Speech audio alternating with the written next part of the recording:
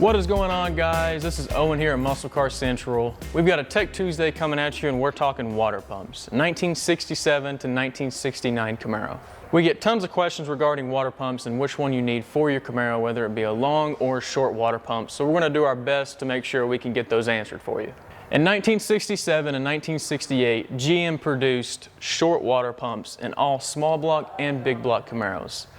They didn't start producing the long water pump until 1969 due to overheating issues in the 67 and 68. A key detail when determining which water pump you want to purchase or which water pump you have is understanding which year model car you have and what year model engine you have, because these cars are over 50 years old and they've been swapped in every other way.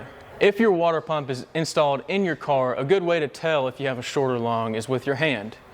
If you can put your hand in between the water pump and the block of the engine and it can go down there smoothly, you've got a long water pump. If your hand can't fit between your water pump and your engine and your fingers are hitting your timing cover, you've got a short water pump. Below, we're going to attach a picture with exact measurements so it'll help you guys out.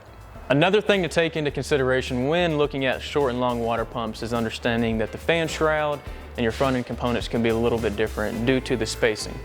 That's all we have for you guys today. Go check us out at Camaro Central, Firebird Central, and MuscleCarCentral.com, and we will see you on the next one.